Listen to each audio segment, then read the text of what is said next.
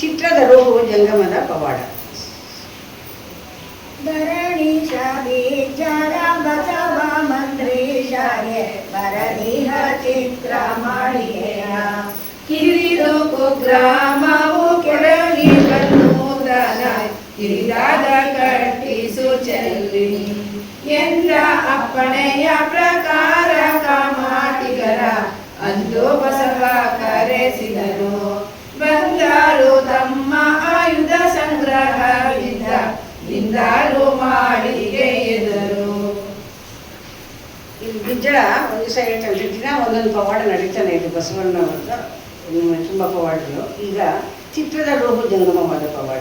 ಒಂದು ದಿವಸ ಧರಣೀಶ ಬಿಜ್ಜಳನ್ನು ಬಸವಣ್ಣವ್ರು ಹೇಳ್ತಾರಂತೆ, ಯಾವುದೋ ಒಂದು ಕಿರಿದ ಕುಗ್ರಾಮದಲ್ಲಿ ಒಂದು ಭವನ ಇದೆ, ಅದು ತುಂಬ ಹಳೇದಾಗಿದೆ, ಅದನ್ನು ಕೆಡಿಸ್ಬಿಟ್ಟು ಒಂದು ದೊಡ್ಡದಾಗಿ ಭವನ ಕಟ್ಟಿಸು ಅಂತ ಹೇಳ್ಬಿಟ್ಟು ಹೇಳಿದ ತಕ್ಷಣ ಅನೇಕ ಕೆಲಸಗಾರರನ್ನ ಕರೆಸಿ ಅದನ್ನು ಆಯುಧ ಸಂಗ್ರಹದಿಂದ ನಿಂದಲು ಮಾಳಿಗೆ ಇದ್ದಾರೆ. ಎಲ್ಲ ಆಯುಧ ತಗೊಂಡು ಆ ಸಣ್ಣ ಈ ಗೋಡೆಗೆ ಹೊಡಿಬೇಕಲ್ಲ, ಎಲ್ಲ ನಿಂತ್ಕೊಂಡಿದ್ದಾರೆ.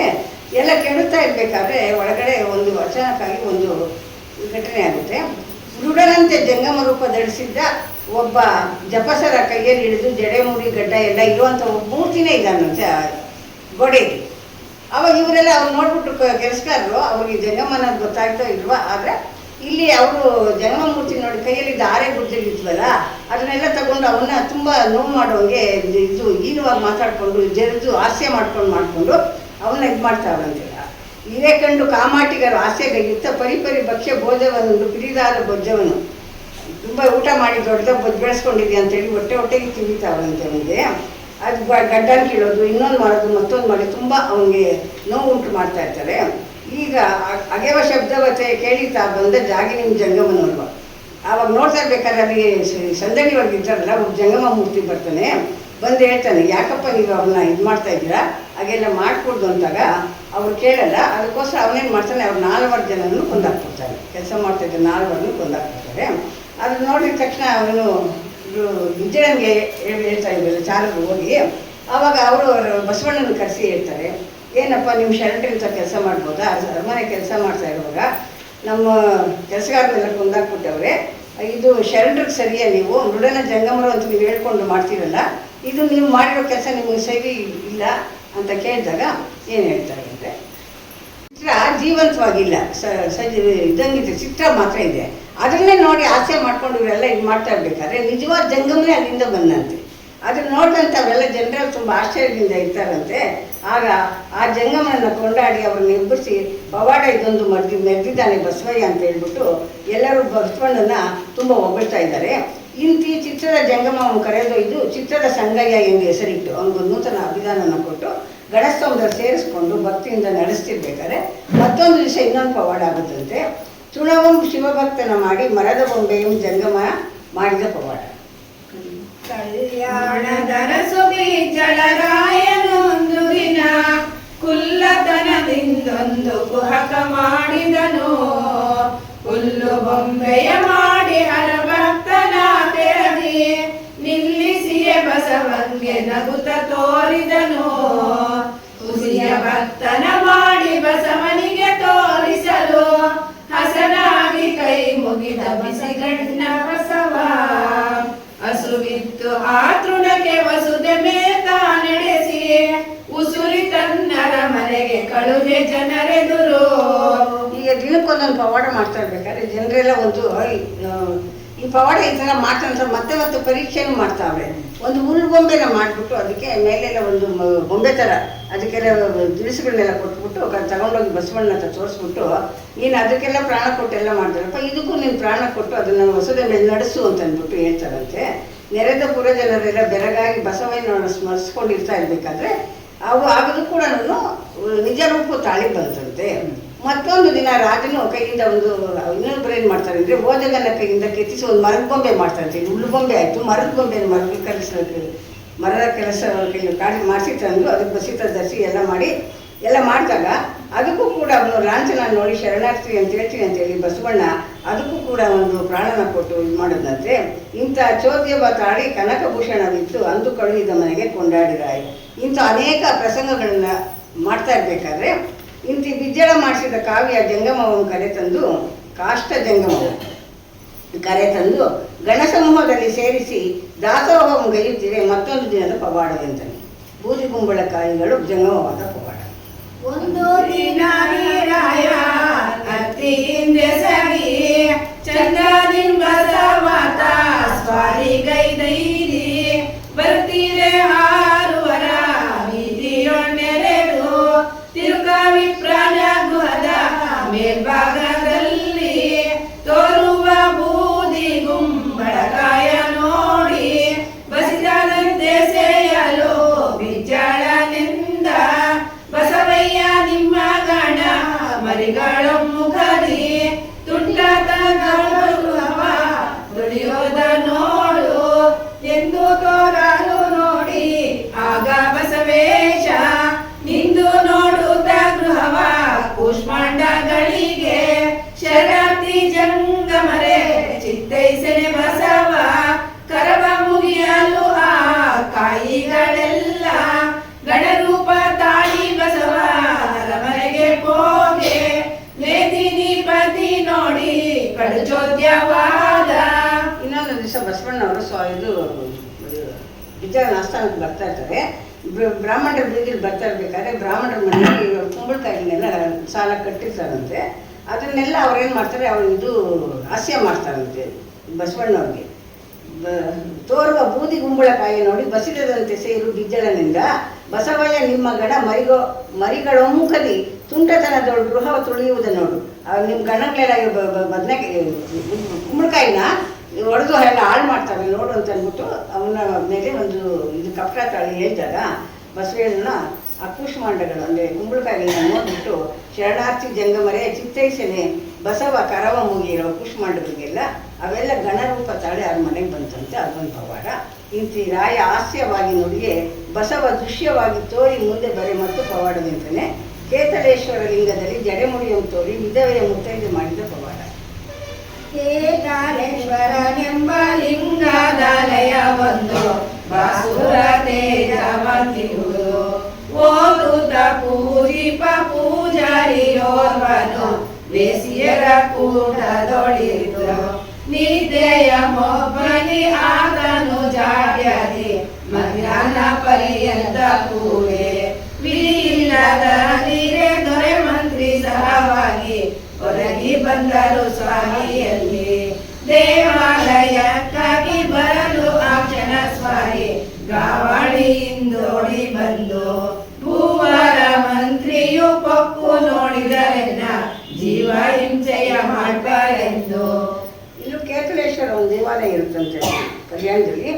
ಅಲ್ಲಿ ದೇವರನ್ನ ಪೂಜೆ ಮಾಡ್ತಾ ಇರ್ಬೇಕಾದ್ರೆ ಒಂದ್ಸರಿ ಅವನ ಪೂಜಾರಿ ನಿದ್ರೆ ಮಬ್ಬನಲ್ಲಿ ಬಂದಂತೆ ಪೂಜೆ ಮಾಡೋಕ್ಕೆ ಬಂದಾಗ ಜೀವ ಹಿಂಸೆ ಮಾಡಬಾರ್ದು ಇದಕ್ಕೆ ಅಂತ ಅಂದ್ಬಿಟ್ಟು ಅಂತ ಆ ಶಿಕ್ಕಿಯೊಳಗಿದ್ದ ಹೂಗಳನ್ನೆಸಿ ತನ್ನ ತಟ್ಟೆ ಏನು ತಂದಿರ ಆತ್ರಕ್ಕೆ ಬಂದಿರ್ತಾನೆ. ತನ್ನ ಶಿಕ್ಕಿ ಕಟ್ಕೊಂಡು ಬಂದಿದ್ದು ಹೂವನ್ನೇ ತಂದು ದೇವ್ರಿಗೆ ಇಟ್ಬಿಡ್ತಾನಂತೆ ಪ್ರಸಾದ ಅಂತ. ಕಣ್ಣು ಹೊತ್ಕೊಂಡು ಕೈ ಕೇಶ ಬಣ್ಣಿಸೆ ಕಂಡನ ರಾಯ. ಇದನ್ನು ನೋಡಿದಂಥ ರಾಯನು ಇದನ್ನು ಇದು ತಂದ್ಬಿಟ್ಟ. ಈ ಬಸವಣ್ಣ ನೋಡಿ ಇಂದು ಈ ತಮ್ಮಡಿಯನ್ನು ಕೊಂದಪ್ಪ ಇವನ ರಾಯನು ಕಾಯಬೇಕೆಂದು ಪರುಷದ ಮಾತನಾಡಿದನು. ಇಂಥವನು ಒಂದು ಮಾಡಬಾರ್ದು ಒಂದು ಪ್ರಸಂಗ ಎಂತ ಅಂತಂದರೆ ಭಕ್ತಿ ಇಲ್ಲ ಇಲ್ಲಿ. ಕಟ್ಟಾಚಾರಕ್ಕೆ ಮಾಡುವಾಗ ಏನೇನೋ ಮಾಡಿಬಿಟ್ಟವನೇ, ಅದಕ್ಕೋಸ್ಕರ ಈ ತಮ್ಮಡಿ ಪೂಜಾರಿನ ಕೊಂದುಬಿಟ್ಟಿದ್ದಾನೆ ಅಂತಂದ್ಬಿಟ್ಟು ಹೇಳಿದಾಗ ಅವರು ಉಂಟು ನಮ್ಮಯ್ಯ ಲಿಂಗದ ಉತ್ತಮಾಂಗದಿ ಮಡಿ ಜೊತೆ ಉಂಟು. ಅವ್ರು ಇವ್ರು ಹೇಳ್ತಾರೆ ನಮ್ಮ ಉತ್ತಮಾಂಗ ಶರೀರಕ್ಕೆ ಉತ್ತಮಾಂಗ ತಲೆ. ಆ ತಲೆ ಒಳಗೆ ಜಟೆ ಉಂಟು, ಅದನ್ನು ಜಂಟಿ ಬಿಸವಣ್ಣ ನೋಡ್ಪೆ ತೋರೆಂದನು ಪಟ್ಟದ ರಸು ಬಿದ್ದಳನು. ಇದನ್ನೆಲ್ಲ ನೀನು ತೋರಿಸಿ ನಮಗೆ ಸರಿಪಡಿಸಿ ಇದು ನ್ಯಾಯ ಕೊಡಿಸ್ಬೇಕು, ಸರಿಯಾದ ರೀತಿ ನಮ್ಗೆ ವಿವರಿಸ್ಕೊಡ್ಬೇಕು ಅಂತ ಹೇಳಿದಾಗ ಅಲ್ಲಿ ತೋರಿದ ನೃಪತಿಗೆ ಲಿಂಗ ಮಸ್ತಕದಲ್ಲಿ ಹೇಳಿದಾಗ ಬಸವಣ್ಣವರು ಪರುಷದ ಇದರಿಂದ ಆ ಲಿಂಗದಲ್ಲಿ ಜಡೆ ಬಂತಂತೆ. ಜಡೆ ಮುಡಿಯಾಗ ಅದನ್ನು ಧಾರಣೀಪತಿ ಬಿಜ್ಜಳನ್ನು ನೋಡಿ ತುಂಬ ಆಶ್ಚರ್ಯಪಟ್ಟು ಇವನು ಮಾರಾರಿ ಯಾರು ಸಾಮಾನ್ಯನಲ್ಲ ಬಸವಣ್ಣನು ಅಂತ ತುಂಬ ಹೊಗಳ್ತಾವಳಂತೆ. ಅಲ್ಲಿಗೆ ಸತ್ತವಳು ಕರ್ಕೊಂಡ್ಬಂದು ಒಂದ್ಸಲ ಅವಳ ಮುಂದೆ ನಿಲ್ಲಿಸ್ತಾರೆ. ಆವಾಗ ಅವ್ರನ್ನ ಮುತ್ತೈದೆ ಅಂತ ಮಾಡ್ದಾನೆ. ಮುತ್ತೈದೆತನ ಕೊಟ್ಟು ಅವಳಿಗೂ ಗಂಡನ್ನು ಬದುಕಿಸಿ ಕೊಟ್ಟಂತೆ. ಅದೊಂದು ಪವಾಡ ಕೂಡ ಇದು ಮಾಡಿದ್ರಂತೆ. ಇಂತಿ ವೈಹಾಳಿಯನ್ನು ತಿಳಿಸಿ ಸೈನಿಕರನ್ನು ಯಥಾಸ್ಥಾನಕ್ಕೆ ಬೀಳ್ಕೊಟ್ಟು ಬಸವೇಶ ತನ್ನ ಅರಮನೆಗೆ ಬಂದು ನಿತ್ಯ ಕ್ರಿಯೆಯನ್ನು ತೀರಿಸಿ ದಾಸೋಹದಲ್ಲಿರೆ ಮತ್ತೊಂದು ದಿನದ ಪವಾಡವೆಂತಾನೆ. ಚಂದ್ರಮತಿಗೆ ಜಂಬೀರ ಪರಲಿಂಗವಾದ ಪವಾಡ. ಒಂದು ದಿನ ಬಿಜ್ಜಳನ ಸದನಿಗೆ ಬಂದಿರಲು ಬಸವೇಶ ಸಂಭ್ರಮ ದಿಂದಲು ತಲೆ ಮೋಹದ ಮಂದ ಗಮನೆ ರಂಬೆರೆ ಸುಂದರಿಯರಿಗಿಂತ ಇಮ್ಮಡಿ ಕಂಬು ಕಂಠಿಯ ಭರತನಾಟ್ಯದೇ ಕುಂಬಿನಿಗೆ ಆಶ್ಚರ್ಯ ಮಾದಂತನೆಂದು ನೃತ್ಯವನು ಆಡುತ್ತಿರೆ ರಾಗಾದಿ ರಚನೆಯು ಪಾಡಲಿಗೆ ಶಿಲೆ ಕರಗುವಂದದೆ ನೋಡಲಿಕ್ಕೆ ಪ್ರತ್ಯಕ್ಷ ರಂಬೆಯ ನಾರಿಯಂತಿಗಳು. ಇಲ್ಲಿ ಇನ್ನೊಂದು ದಿವಸ ಬಿಜ್ಜಳನ ಆಸ್ಥಾನದಲ್ಲಿ ಇರಬೇಕಾದ್ರೆ ಬಸವೇಶ್ವರನು ನೃಪನು ಎಲ್ಲರೂ ಸಂಭ್ರಮದಿಂದ ಒಂದು ಸಭೆ ನಡೆಸ್ತಾ ಇರ್ತಾರೆ. ಆವಾಗ ಅಲ್ಲಿ ಒಬ್ಬ ನಾಟ್ಯ ಮಾಡೋ ಯುವತಿ ಬಂದ್ರಂತೆ. ರಂಬೆಗಿಂತ ಅತಿಶಯವಾಗಿದ್ದಂಥವಳು ಮತ್ತು ಅವಳು ಭರತನಾಟ್ಯದಲ್ಲಿ ಪ್ರವೀಣೆಯಾಗಿ ಅವಳು ಮಾಡಿದಂಥ ಆಶ್ಚರ್ಯದ ನಾಟ್ಯಗಳನ್ನು ನೋಡಿ ತುಂಬ ಸಂತೋಷ ಪಡ್ತಾ ಇರ್ತಂತೆ. ಆ ನಾಟ್ಯವನ್ನು ನೋಡಿದಂಥ ಅಲ್ಲಿ ಒಬ್ಬನಿರ್ತಾನಂತೆ. ಅವನು ಪ್ರತ್ಯಕ್ಷ ರಂಬೆಯ ನಾರಿ ಅಂತ ಹೇಳಿದಂಥ ಒಬ್ಬ ಬ್ರಾಹ್ಮಣ, ಜವದಿ ಬ್ರಾಹ್ಮಣನವರ ಜಂಬೀರದ ಅವಿರಳದ ಫಲ ತಂದು ಅರಸುತ್ತ ಅವನಿಪತಿ ಬಿಜ್ಜಳಗೆ ಕೊಟ್ಟನು ಅಮಿತದಿಂದ. ಯುವತಿ ನಾಮವು ಚಂದ್ರಮತಿ ಎಂದು ಶಿವನ ಪೂಜಾಪೇಕ್ಷೆ ಇಂದಿಗಳು. ಶಿವನ ಭಕ್ತರು ಕೇಳುತ್ತಿಪ್ಪಳು ಶಿವಲಿಂಗವನ್ನು. ಇಲ್ಲಿ ಚಂದ್ರಮತಿ ಶಿವನ ಕೇಳ್ತಾ ಇರ್ತಾಳೆ. ಆವಾಗ ಗುರು ಹಸದಿಂದ ಬಂದು ಆ ಲಿಂಗ ತರುಣಿ ಬಯಸುತ್ತಿದ್ದ ಅನುಗಾಲ ಭಗವಂತನ ಕೇಳ್ಕೊಳ್ತಾ ಇರ್ತಾಳೆ. ಆವಾಗ ಅವನು ಕೊಟ್ಟಿದ್ದಂಥ ಜಂಬೀರ ಫಲ ಇತ್ತಲ್ಲ, ಅದು ಶಿವಭಕ್ತರ ಕೇಳುತ್ತಿಪ್ಪಳು ಶಿವಲಿಂಗವನ್ನು ಗುರುಹಸ್ತದಿಂದ ಬಂದು ದೊರೆಯ ಸಮ್ಮುಖದಲ್ಲಿ ನಾಟ್ಯ ಬೇಸಗುತ್ತಾ ಇರುತ್ತಿದ್ದಳು ಅವಳಾಗ. ಆಗ ಜಂಬೀರ ಫಲ ಹಿಡಿದಂಥ ಮಂತ್ರಿಯ ಹಸ್ತಕೀಯಲು ಗಾಢಗೆ ವಿಟಜಂಗಮನು ಅದು ಬೇಡಿ ತೆಕ್ಕೊಂಡ. ಅವಳು ಕೊಟ್ಟಾಗ ವಿಟಜಂಗಮನಲ್ಲಿ ಇರ್ತಾನಲ್ಲ, ಅವನು ಅದನ್ನು ಕಿತ್ಕೊಳ್ತಾನಂತೆ. ಆಗ ಗದಗಮನೆ ನೋಡಿ ಅದನ್ನು ತನ್ನ ಒಂದು ಕುಕ್ಷದಲ್ಲಿ ಒಳಗಡೆ ಇಟ್ಕೊಳ್ತಾನಂತೆ. ನಿಷ್ಠೆಯಾಣ ಆತುಕೊಂಡರು ನೋಡಿ ಜಂಗಮನ ನಾಟ್ಯ ಮಾಡಿ ಸುಸ್ತಾಗಿತ್ತು. ಹಂಗೆ ವರ್ಗಿ ಅವನು ಜಂಗಮನಿಗೆ ಹೊರ್ಕೊಂಬಿಟ್ರು ಹಂಗೆ ಸುಸ್ತಾಗಿ. ಇಂದು ದೊರಕಿತು ಗುರುವ ಕರುಣವು ಎಂದು ಭಾವಿಸಿ ಆ ಲಿಂಗವನ್ನು ಚಂದ್ರಮತಿ ಮನಪುಳಕ್ಕೆ ತಾನು ಆನಂದದಿಂದ ಪೂಜೆ ಮಾಡ್ತಾವಳಂತೆ.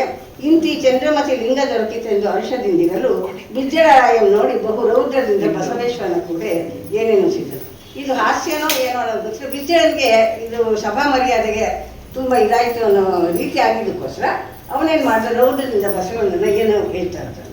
ಇಷ್ಟು ದಂಡತೆ ನಿಮಗುಂಟೆ ಸಭೆಯಲ್ಲಿ ಪಟ್ಟಾದ ರಸಿನ ನೀತಿ ಇದಾದರಿಲ್ಲ.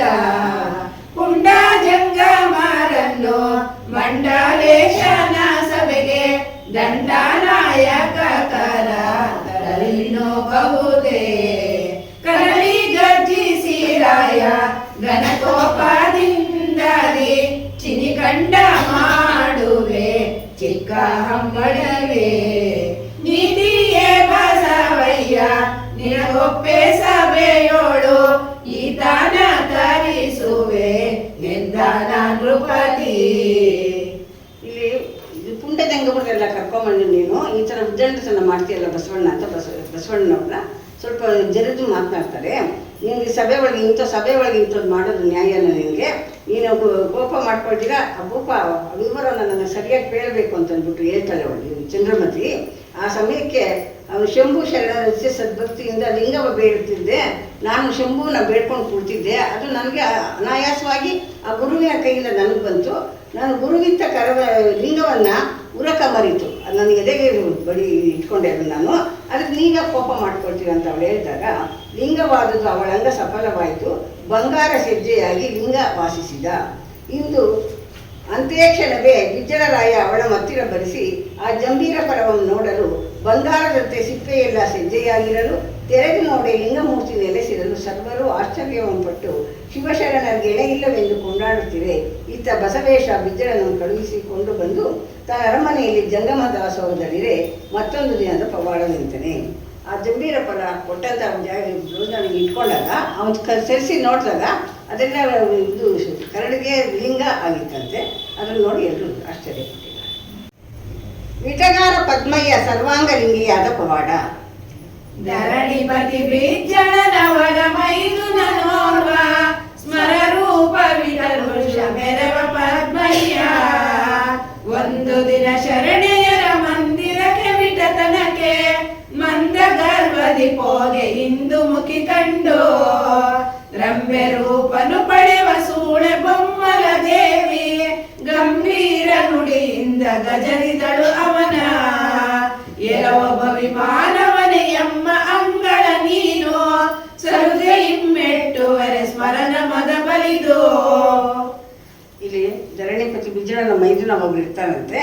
ಅವನು ಒಂದು ದಿವಸ ವೀರಪುರುಷರ ಪದ್ಮಯ್ಯ ಅಂತ ಅವನ ಹೆಸರು. ಅವನು ಒಂದು ದಿವಸ ಒಂದು ಶರಣರ ಮನೆಗೆ ಹೋದಾಗ ಅವಳು ನಿನ್ನ ಬಗ್ಗೆ ನಿನಗೆ ನನಗೆ ಬೇಕಾಗಿಲ್ಲ ಅಂತ ಅಂದ್ಬಿಟ್ಟು ಅವಳನ್ನು ಗದರಿ ಕಳಿಸ್ಕೊಡ್ತಾನಂತೆ. ಅವನ ಅಂಗಳಕ್ಕೂ ನೀನು ನನ್ನ ಒಳಗಡೆಗೂ ಬರ್ಕೂಡ್ದು ಅಂತಂದ್ಬಿಟ್ಟು ಕಳಿಸವಳೆ. ನಾರಿ ಮಾಡಿ ನಿನ್ನ ಎಳೆಸಿ ನೀನು ಬೇಕು ಅಂತ ನಾನು ಅಂಬಲಿಸಿ ಬಂದಿದ್ದೀನಿ, ನನ್ನ ಒಂದು ಇದನ್ನು ನೀನು ತೀರಿಸ್ಕೊಡ್ಬೇಕು ಅಂತ ಹೇಳಿದಾಗ ಅವಳು ಹೇಳ್ತಾಳೆ, ಈ ಎಳೆವ ತುದಿ ಮರ ಜೇನನ್ನು ಎಳೆಸಿ ಬಾಯ್ಬಿಟ್ಟಂತೆ, ಎಳೆವ ಕೈಕಾಲಿಲ್ದೇವನು ಮೇಲೆ ಇರೋ ಜೇನನ್ನು ಅರಸಿ ಬಾಯ್ಬಿಡ್ತಾನಂತೆ. ಅವನು ಕೆಳಗಡೆ ಇದ್ದಾನೆ, ಮೇಲೆ ಜೇನು ಮರದಲ್ಲಿದೆ, ಸಾಧ್ಯನಾ? ಆ ರೀತಿ ನೀನು ಅವಳೊಂದು ಹೇಳ್ತಾಳೆ, ಮಲಹರನ ಪೂಜಕರ ಮನವಿಡಲಬಹುದೇ, ಶರಣರ ಮೇಲೆ ನೀನು ಮನಸ್ಸಿಟ್ಟು ಬರ್ಬೋದಾ ನೀವು ಈ ಥರನಂತ. ಲಿಂಗವಿಲ್ಲದ ಬದಿ ನೀವು ನಿಮ್ಮನ್ನು ಸೋಂಕೋದಿಲ್ಲ, ಈ ಥರ ಅನೇಕ ವಿಧವಾಗಿ ಅವಳು ಹೇಳ್ಬಿಟ್ಟು ಕಾದಿದ್ದು ಬುಂಜಿಸಲು ಅದಕ್ಕೆ ನೀ ಸಾಧಿಸಲು ಬಹುದೆಂಬ ಸರಸಕ್ಕೆ ಹೋಗಿದ್ದಾನೆ. ಇಂಥ ಕೆಲಸ ಮಾಡೋದು ಏನು ಸರಿ ಇಲ್ಲಪ್ಪ, ನಮ್ಮ ಅಂಗಳಕ್ಕೆ ಬಂದಿದ್ದೆ ನೀನು ತಪ್ಪಾಗೈತೆ, ಮತ್ತು ಬಂದು ಇಂಥ ಬೇಡಿಕೆ ನೀನು ಇಟ್ಟಿದ್ದಾರೆ, ಇನ್ನೂ ದೊಡ್ಡ ತಪ್ಪು, ಇದಕ್ಕೆ ನೀನು ಬ್ರಹ್ಮಹತ್ಯೆ ದೋಷ ಬರ್ತೈತೆ, ನೀನು ಹೋಗು ಬೇಡ ಇಂಥ ಶರಣ ಬೋಧೆಯನ್ನು ಕೇಳಿ ಶಿವಭಕ್ತ ಸೇವೆಯನ್ನು ವರುಷ ಪರ್ಯಂತ ಗೈದ ಅರಸಿ ಶೇಷವನು. ಅವನು ಈ ಶರಣ ಬೋಧೆಯನ್ನು ಕೇಳಿ ಶಿವಭಕ್ತನಾಗಿ ವರುಷ ಪರ್ಯಂತರ ಸೇವೆಯನ್ನು ವರುಷ ಪರ್ಯಂತ ಗೈದ ಅರಸಿ ಶೇಷವನು. ಪ್ರಸಾದವನ್ನು ಮಾಡಬೇಕಾದ್ರೆ 1 ವರ್ಷ ಕಾತ್ಕೊಂಡು ಪೂಜೆ ಮಾಡಿದಂತೆ. ಒಂದು ದಿನ ಬಚ್ಚಲೋಡು ಒಂದು ಶೇಷವು ದೊರೆಯ ಚಂದದಿನ ಭಕ್ತಿಯಲ್ಲಿ ಅಂದು ಸೇವಿಸಿದ. ಒಂದು ದಿವಸ ಏನೋ ಬಚ್ಚಲೋಡು ವಿಶೇಷ ಪ್ರಸಾದ ಸಿಕ್ತಂತೆ, ಅದನ್ನು ಅವನು ಭಕ್ತಿಯಿಂದ ಸೇರಿಸಿದಂತೆ. ಅರಸುವ ಬಯಕೆ ಕೈ ಸಾರಿ ಬಂದಂತೆ ಈ ಪದ್ಮಯ್ಯ ನಮ್ಮ ಪುನರ್ಜನ್ಮ ಮಾಡುವ ಮಹಾಪ್ರಸಾದ ಬಯಕೆ ಕೈ ಸೇರಲು ಸವಿದ ಕೂಡಲೇ ಶರೀರ ಸ್ವೇಚ್ಛಿತ ನಿರ್ಮಲ ಸ್ವರ್ಣ ಬಣ್ಣವಾಗಲು ಆ ಭವಿಕಾಯಂ ಹೋಗಿ ಶಿವಲಿಂಗ ದೇಹವಂತೂ ವಿಭೂತಿ ರುದ್ರಾಕ್ಷಿ ಭರಿತನಾಗಲು ತನ್ನ ತಾನೇ ನೋಡಿ ಆಶ್ಚರ್ಯಯುಕ್ತನಾಗಿ ನಿಂದ ಪದ್ಮಯ್ಯನ ಮಹಿಮೆಯನ್ನು ಪ್ರಕಟಿಸಲಿಕ್ಕೆ ಕೊಂಡೆ ಮಂಚಣ್ಣರಾಯ ನಿಂತಿದ್ದ. ಕೊಂಡೆ ಮಂಚಣ್ಣ ಕಾಯ್ತಾ ಇರ್ತಾರೆ, ಇವನು ಒಂದೊಂದು ಎಳೆ ತೆಗೆದು ಎಲ್ಲಿ ಹೀರೋ ಇರ್ತಾರೋ ಅಲ್ಲಿ ಖಳನಾಯಕ ಇರಬೇಕಲ್ವಾ. ಆ ರೀತಿ ಇವರು ಇರೋದ್ರಿಂದ ಅವರು ಪ್ರಕಟ ಆಗಬೇಕಾದ್ರೆ ವರನಟರ ನಾಯಕರ ಪ್ರತಿಭೆ ಪ್ರಕಟ ಆಗ್ಬೇಕಾದ್ರೆ ಒಬ್ರು ಇರಬೇಕು. ಆ ರೀತಿ ಕೊಂಡೆ ಮಂಚಣ್ಣ ಬಸವಣ್ಣನ ಒಂದು ಮಹಿಮೆಗಳು ಅವನ ಇದು ಭೂಮಿಗೆ ಬೇಕು ಅನ್ನೋದಕ್ಕೋಸ್ಕರ ಇಂಥವೆಲ್ಲ ಮಾಡ್ತಾ ಇರ್ತಾನೆ. ಅವ್ರು ಕೂಡ ಹೇಳ್ತಾನಂತೆ ಕೊಂಡೆ ಮಂಚಣ್ಣ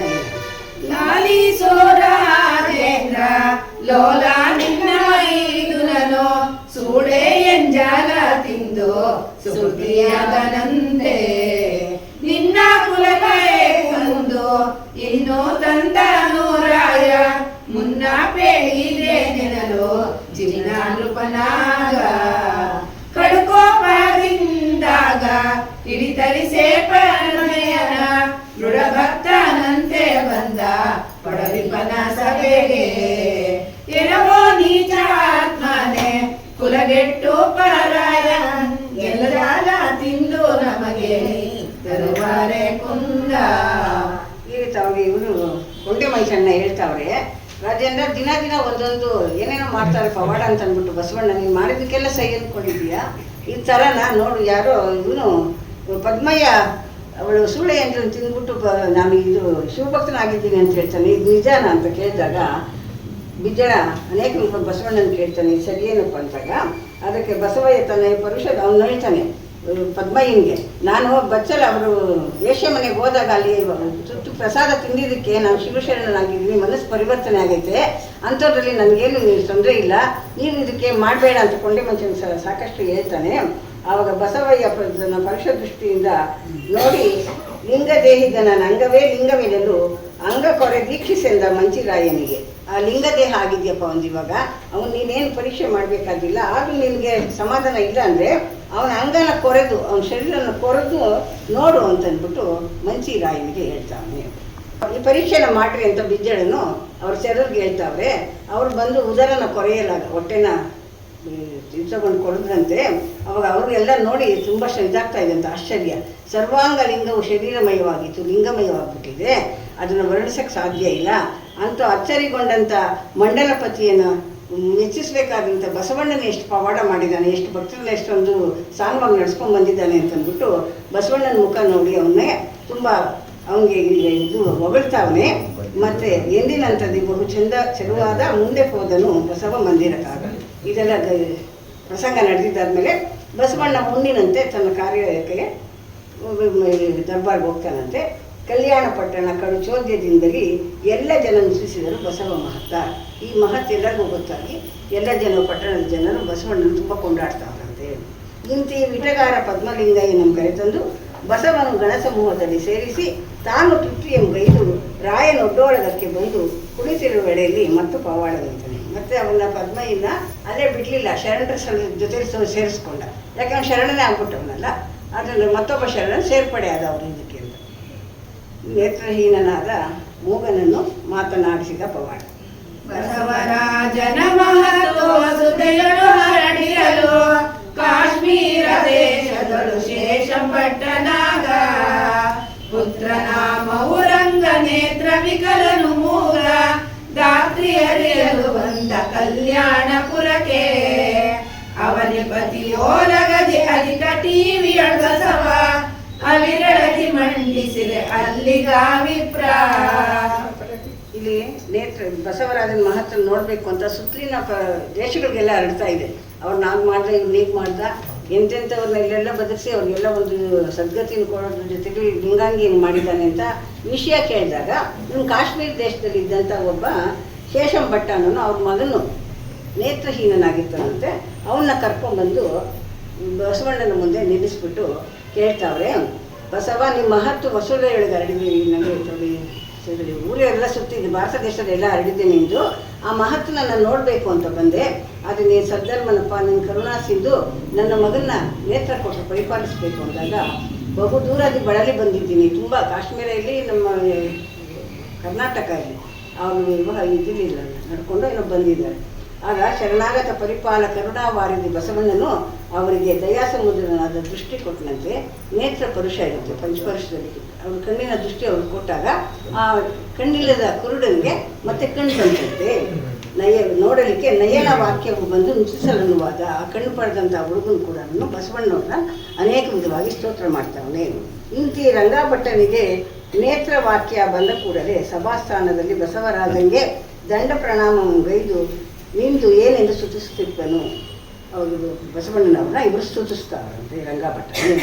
ಶರಣು ಶ್ರೀ ಬಸವೇಶ ಶರಣು ಅಹವೀನಾಶ ಶರಣು ದೀನಾರ ಕೋಶ ಶರಣು ಸರ್ವೇಶ ಭವದ ಕಲ್ಮಶ ಒಳಗೆ ಇವರೊಳ್ ಮಾತಾಡಲಿಲ್ಲ ಈವರೆವಿಗಂ ನಾವು ಗುರುವೇ ನಿನ ದೃಷ್ಟಿ ಎನ್ನ ತನುವಿಗೆ ಬೀಸೆ ಆ ಜನ್ಮ ಕರ್ಮ ಒಳಿದು ಇನ್ನೂ ಮಾತಾಡಿದೆ ನಿನ್ನ ನೇತ್ರಗಳು ಬಂದವು ಮುಕ್ತವಾದೆ ಇಂದು ಬಸವೇಶ ಎಂದೆಲ್ಲರೂ ಕಂಡು ವಿಸ್ಮಿಸಲಿ ಕುಂದಣ ವಸ್ತುಡು ಇಟ್ಟುಕೊಂಡಾಡಿ ನಂದೀಶ ಬಸವನ ನುಡಿಸಿದ ಜನರು. ಒಬ್ಬ ಚೋರ ಇರ್ತಾನೆ, ಅವ್ನು ಕಳ್ತನಕ್ಕೆ ಬಂದಾಗ ಅವ್ರ ಮನೆಯವರು ಅವ್ನು ನೋಡ್ಬಿಟ್ಟು ಕೈಯೆಲ್ಲ ಕತ್ತರಿಸಾಬೇಕು ಕಟ್ ಮಾಡಿರ್ತಾರೆ. ಅವನು ಅಳ್ಸಾ ಬೀಳ್ತಾ ಬಸವಣ್ಣ ಹತ್ರ ಬಂದು ನನಗೆ ಸರ್ ಮಾಡ್ತಾನೆ, ಕೈಕಾಲು ಕೊಡ್ತಾನೆ, ಎಂತೆಂಥವ್ರಿಗೂ ಕೊಟ್ಟವನೆ ಅಂತ ಹೇಳ್ಬಿಟ್ಟು ಆ ಬಂಡಿ ಒಳಗೆ ಕುಳಿತುಕೊಂಡು ಕಲ್ಯಾಣ ಪಟ್ಟಣ ನೋಡ್ಕೊಂಡ್ಬಂದು ಅವನು ಬಸವರಾಜನ ಮುಂದೆ ನಿಂತು ತನ್ನ ಹಳನನ್ನು ತೋಡ್ಕೊಂಡು ದುಃಖದಿಂದ ಕೇಳ್ಕೊಳ್ತಾವನೆ, ಬಸವರಾಜೇಂದ್ರ ನನ್ನನ್ನು ಉದ್ಧರಿಸು, ನಾನು ಮಾಡಿದ ಪಾಪಕ್ಕೆ ಈ ಕೃತ್ಯ ಆಗಿದೆ, ನಿನ್ನಲ್ಲಿ ನಂಗೆ ಇನ್ಯಾರು ಇಲ್ಲಪ್ಪ ಅಂತಂದ್ಬಿಟ್ಟು ಕೇಳ್ಕೊಳ್ತಾವನೆ. ಇಂತು ಮೋಟಮಲ್ಲನು ಬಸವರಾಜನ ಯಾವ ರೀತಿ ಸ್ತುತಿಸುತ್ತಿದ್ದಪ್ಪನಂತಾನೆ. ಶಿಲೆಯ ಸಂಭವ ಚೆಲುವ ಮಗನೋಳು ಕಲಹದಲ್ಲಿ ಪಟ್ಟಣದನುರ ಚಲವ ಮುರಿದಿ ಕವರ ಪುರವನ್ನು ನುರಿ ಕೆಳವುತ್ತದೆ ನಳಿನ ಗಂಡನ ಸುರರ ಹಿಂಸೆಯ ಕಳೆದು ಸುರರಂ ರಕ್ಷಿಸಿದವನೇ ಇಳೆಯ ಕಾಯ್ದನ ನಲವಿ ನಿಂಪವನೆ ಸಲಹೆನ್ನ ಬಸವಯ್ಯನಲ ಗಣವು ಪರಿಹಾರ ಬಸವಯ್ಯನಲ ಮನುಜ ಧನ್ಯರು ಬಸವಯ್ಯನಲು ಮುಕ್ತಿ ಸಾಧನ ಮೋಕ್ಷ ಫಲ ಸಿದ್ಧಿ. ಈ ರೀತಿ ಅವ್ರು ಬಸವಣ್ಣವ್ರು ಯಾವ ರೀತಿ ಸ್ತೋತ್ರ ಮಾಡ್ತಾರೆ ಅಂತಂದರೆ, ಬಸವ ಅಂತ ಹೇಳಿದ ತಕ್ಷಣ ನಮ್ಮಲ್ಲಿರೋ ರೋಗ ರುಜಿನಗಳು ಕೂಡ ಹೋಗುತ್ತೆ, ಕಷ್ಟಗಳು ಹೋಗುತ್ತೆ ಅಂತ ಮನುಜನು ನೀನು ಧನ್ಯನಪ್ಪ, ನೀವು ಬಸವ ಅನ್ನೋ ತಕ್ಷಣ ಮುಕ್ತಿ ಸಾಧನಕ್ಕೆ ನಾವು ಮೋಕ್ಷಕ್ಕೆ ಹರ್ರಾಗ್ತೀವಿ ಅಂಥವನ್ನು ನೀನು ನನ್ನ ಕರುಣದಿಂದ ಕರುಣ ಕಟಾಕ್ಷನ ಬೀರಿ ನನ್ನನ್ನು ಉದ್ಧಾರ ಮಾಡಿದ್ದೀಯ ನೀನು ಅಂತ ಹೇಳ್ಬಿಟ್ಟು ಕಣ್ಣು ಕಾಲುಗಳ ಪ್ರಾಣಹೀನರಿಗೆ ಇನ್ನೂ ಕೊಟ್ಟರೆ ಮಹಿಮ ಪರಶಿವ ಎನ್ನುತ್ತಲ್ಲಿ ಫಲವಿದಲ್ಲಿ ನುಡಿಸಲು ಬಸವ ಅಂತ ನೋಡಿ ಹಲವು ವಿಧವಾಗಿ ಅವನು ಕಣ್ಣು ಕೈಯನ್ನು ಕೊಟ್ಟಂಥ ಇದು ವಿಷಯಕ್ಕೆ ಹಲವಾರು ರೀತಿ ಬಸವಣ್ಣನವ್ರನ್ನ ಸ್ತೋತ್ರ ಮಾಡಿದ್ದಕ್ಕೆ ಇನ್ನು ಕೊಟ್ಟನು ಪಾದ ಕರಂಗಳ ಮುನ್ನ ಬೀಜದಿ ಮೊಳಕೆ ಬರ್ತವಂತೆ. ಆ ಕೈ ಏನಾಗಿತ್ತು ಕಟ್ ಮಾಡಿದ್ರಲ್ಲ ಅದೆಲ್ಲ ಮೊಳಕೆ ಥರ ತುಂಬ ಚೆನ್ನಾಗಿ ಮತ್ತೆ ಮೊದಲಿನಂತೆ ಆಯ್ತಂತೆ. ಮನುಜಪತಿ ನುತಿಸುತ್ತಲಿ ಬಸವಿಗೆ ಕೊಟ್ಟ ಉಡುಗೊರೆಯ. ಇದು ನೋಡಿದಂಥ ಇವನು ವಿಜಯರಾಯ ಉಡುಗೊರೆಯನ್ನು ಕೊಟ್ಟನಂತೆ. ಶಿವನಾಗಮಯ್ಯ ಅಲ್ಲಿಗೆ ಆ ಪ್ರಸಂಗ ಮುಗಿದಿದೆ. ಮುಂದಿನದು ಶಿವನಾಗಮಯ್ಯನ ಮನೆ ಸ್ತ್ರೀಯರ ಅಗ್ಗಣಿಯ ಕೊಡದ ಪವಾಡ. ಹರುಷಮಂ ತಾಳಿ ಬಲು ಶರಣನಾಗಮ ಮಹಿಮೆಯೊರವೆ ಬಲ್ಲನಿಂದ ಶಿವ ಶರಣ ಶಿವ ಪೂಜೆ ಶಿವ ಭಕ್ತ ಕಿಂಕರನೋ ಶಿವ ಪೂಜೆ ನೈಷ್ಠಿಕ ಶಿವನ ಮೆಚ್ಚಿಗನೋ. ಒಂದು ದಿನದಲ್ಲಿ ಮನೆಯ ಹಿಂದು ಮುಖಿಯ ಅಗ್ಗಣಿಯ ತಂದು ಕೊಂಬರೆ ಪ್ರಿಯದಿಂದ ಕರೆಗೈದಿ ಬಿಂದು ಮಡಿಯುಟ್ಟು ಜಲ ಬಿಂದಿಗೆಯೊಳು ತುಂಬಿ ಚಂದ್ರದಿಂ ಶಿವ ಮಂತ್ರದಿಂದ ಬಸಿದವನು. ಧರಿಸಿ ವಸ್ತ್ರವ ಮುಚ್ಚಿ ತರುವಲ್ಲಿ ಬೀಚಳನ ಅರಮನೆಯ ರಾಣಿಯರು ಹರಿದು ಶುಭ ದಿನದಿ. ಒಂದು ದಿವಸ ಶಿವನಾಗಮಯ್ಯ ಅವನು ಒಲೆ ಇರೋ ಮನೆಯಲ್ಲಿ ತುಂಬ ಹೀನ ಕುಲದಲ್ಲಿದ್ದವರು ಅಂತ ಪಂಚಮರು ಅಂತೀವಲ್ಲ ಆ ಜಾತಿಗೆ ಸೇರಿದಂಥವನು. ಅವ್ರ ಮನೆ ಹೆಣ್ಮಕ್ಳು ಕೂಡ ಇಲ್ಲಿ ಶಿವನಾಗಮಯ್ಯನ ಮಹಿಮೆನ ಹೇಳ್ತೀನಿ ಅಂತ ಅವರು ಕವಿ ಹೇಳ್ತಾ, ಆ ಶಿವಶರಣನು ಕೂಡ ಹೇಗಿದ್ದ ಅಂತಂದರೆ ಶಿವಪೂಜೆಯಲ್ಲಿ ತುಂಬ ಬಲ್ಲಿದನಾಗಿ ತನ್ನ ಒಂದು ಇದನ್ನು ನಡ್ಸ್ಕೊಂಡು ಬರ್ತಾ ಇರ್ತಾನೆ. ಬೆಳಗ್ಗೆ ಎದ್ದು ಸ್ನಾನ ಮಾಡಿ ಬಿಂದಿಗೆನ ಶುದ್ಧಿ ಮಾಡಿಕೊಂಡು ಶಿವಮಂತ್ರದಿಂದ ಬದುಕಿ ಬಸಿತವನ್ನು ಧರಿಸಿ ನೀರನ್ನು ತಂದು ವಸ್ತ್ರ ಮುಚ್ಕೊಂಡ್ಬಂದು ಬಿಜ್ಜಳನ ಅರಮನೆಯ ರಾಣಿಯರು ಹರಿದು ಶುಭ ದಿನದಿ ಅಂದರೆ ಬಿಜ್ಜಳನ ಪಟ್ಟದರ್ಶಿಯರ ಮನೆಯಲ್ಲಿ ಅದನ್ನು ತಂದು ಕೊಡ್ತಾವನಂತೆ. ಸ್ನಾನಗೈಯಲು ಹೋಗಿ ಮಾನವತಿಯರ ರವಿಯವರ ರೀನರಾಯರ್ ಛಾಯ ವರ್ಗೆ ಬೀಳ್ಕೊಡೋದು. ನೀನು ಯಾಕಪ್ಪ ಬಂದೆ ಈ ಕಡೆ, ನಿನ್ನ ನೆರಳು ಕೂಡ ನಾವು ಬೀಳ್ಕೊಡ್ದು ಅಂಥ ಜಾತಿಯಲ್ಲಿ ನೀನು ಹುಟ್ಟಿರೋದು, ಅಂಥದ್ದು ಇದೆಲ್ಲ ನೀನು ತಂದು ಮಾಡ್ತಾ ಇದ್ದೀಯ ಅಂತ ಅವನು ತುಂಬ ಒಂದು ಹೀನಾಯವಾಗಿ ಜರೀತಾ ಇರಬೇಕಾದ್ರೆ, ಎಲೆ ಬವಿನಾರಿಯರೇ ಏಕೆ ನಮ್ಮ ಬಳಿ ಬಹಿರಿ ತೊಲಗಿ ದೂರವು ಏನಾರು ಬಳಿಕ ಕೆರೆಗೈದಿ ಪ್ರತಿ ಅಗ್ಗಣಿಯ ತುಂಬಿ ನೀರು ನಾವು ತಗೊಳ್ಳಿಲ್ಲ. ಮತ್ತೆ ಅವರು ಕೆರೆಗೆ ಹೋಗಿ ಬೇರೆ ನೀರು ತುಂಬಿಕೊಂಡು ಬರ್ತಾವೆ. ಅದಕ್ಕೂ ಬಸಿತಾ ವಸ್ತ್ರ ಮುಚ್ಕೊಂಡು ಧರಿಸಿ ಧರಿಸಿ ವಸ್ತ್ರ ಮುಚ್ಚಿ ತಗೊಂಡು ಬರ್ತಾರೆ. ಮತ್ತೆ ಕೀಟ್ಲೆ ಮಾಡ್ತಾವ್ರೆ. ಆವಾಗ ನರಭವಿಗಳೆಂದು ನಮ್ಮ ಜನಿವರೇ ಒಲತಿಯರೇ ಅರಸರ ರಾಣಿಯರೆಂದು ಪರಕಿಸದೆ ನೀವು ಅರಸಿಯರ ರಾಣಿಯರಿರ್ಬೋದು, ನಮ್ಮನ್ನು ನಾವು ತಂದಂಥ ಇದನ್ನ ನೀವು ಇಷ್ಟೀನಮಾನವಾಗಿ ನಮ್ಮನ್ನು ನೋಡ್ತಾ ಇದ್ದೀರಲ್ಲ ಅಂತ ಹೇಳ್ತಾ, ಎರೆ ಹೆಣ್ಣುಗಳೇ ನೀವೆಷ್ಟು ಕ್ರಿಯೆಯನ್ನು ನಡೆಸಿದರೂ ಒಲತಿಯರು, ನಾವು ಶ್ರೇಷ್ಠ ಕುಲದ ಅರಸಿಯರು, ನಮಗೆ ಸರಿಯೇ ನೀವು ಎಂದು ಮತ್ತು ಇಂತೆಂದಂ. ಶ್ರೀ ತುಳಸಿಯ ಮೆಲ್ಲುತ್ತಿರಲು ಶ್ರೀ ವೈಷ್ಣವನೇಯಂ ಪಾತರದ ಸೂಳೆಗೀಯಲು ಭೂತಳದೊಳು ದಾತನ ಹಣೆಯೆಂಬದರೊಳ್ ಕಪ್ಪಿನ ಶಂಕನ ತೊಳೆಯಲು ಒಪ್ಪಿನ ಬೀಳ್ಪಹುದೆವಕನು ಸಮನೆ ಸುಪ್ಪಾಣಿ ಮುತ್ತಿಗೆ ಗಾಜಿನ ಸುಪ್ರಭೆ ಮಣಿ ಸಮನವುಗೆ ಒಲೆ ಹೆಣ್ಣುಗಳೇ ಸರಿಬಾರದು ತಾಳೆ ಮರನು ಎಂಬುದು ಕುಸಿಯೇ ಪುರಹರನ ಭಕ್ತರಿಗೆ ಬಲಿ ನರಗುರಿಗಳು ಸಮನೆ ತೆರಳಿ ಕಲಗಾತಿಯರೇ. ಇಲ್ಲಿ ನಾವು ನೀವು ಹೆಚ್ಚು ಒಬ್ಬರು ಕಮ್ಮಿ ಅನ್ನೋ ಜಾತಿಯಲ್ಲಿ ಕೆಲವು ಸಂದರ್ಭಗಳು ತಗೊಂಡು ವಿವರಿಸ್ತಾರೆ ಈ ಪದ್ಯದಲ್ಲಿ. ಕರಿಕ ನಾಯಿ ತಂದು ತೊಳೆದ್ರೆ ಬೇಪಾಗುತ್ತಾ, ಆಮೇಲೆ ಸುಪ್ಪಾಣಿ ಮುತ್ತಿನ ತಂದ್ಬಿಟ್ಟು ಗಾಜಿನ ಇದಕ್ಕೆ ಹೋಲಿಸಿದ್ರೆ ಸರಿಯಾಗುತ್ತಾ, ಅದು ಬೆಲೆ ಅದಕ್ಕೆ ಇದ್ರ ಬೆಲೆ ಹಿಂಗೆ ಇರ್ತಿದೆ. ಮರುಗದ ಗಿಡ ಕಿರಿದಾದರೂ, ಮರುಗದ ಗಿಡ ತುಂಬ ಚಿಕ್ಕದಾದರೂ ಕೂಡ ಅದಕ್ಕೆ ತಾಳೆ ಮರ ದೊಡ್ಡದು, ತಾಳೆ ಮರಕ್ಕಿಂತ ಹೆಚ್ಚಿನ ಒಂದು ಸುಗಂಧವನ್ನು ಸುವಾಸನೆಯನ್ನು ಕೊಡುತ್ತೆ ಮರುಗದ ಗಿಡ. ಅಂಥ ಪುರಹರನ ಭಕ್ತರಿಗೆ ಇಂಥ ಭವ ನರಿಗುರಿಗಳು ಸಮನೆ ಅಂತಂದ್ಬಿಟ್ಟು ಅರಸಿ ಮನೆ ಇದ್ದಂಥ ನಾರಿಯರು ಇವ್ರನ್ನ ತುಚ್ಛವಾಗಿ ಮಾತನಾಡ್ತಾರೆ. ಈ ಪ್ರಕಾರ ವಾದ ಮಾಡುತ್ತಾ ಅರಮನೆಯ ರಾಣಿಯರು ಬಂದು ರಾಯಂಗೆ ದೂರ ಪೇಳಿದರಂತಾನೆ ಬಂದು ಈ ದೂರನ್ನು ಅಲ್ಲಿಗೆ ಹೇಳ್ತಾರೆ.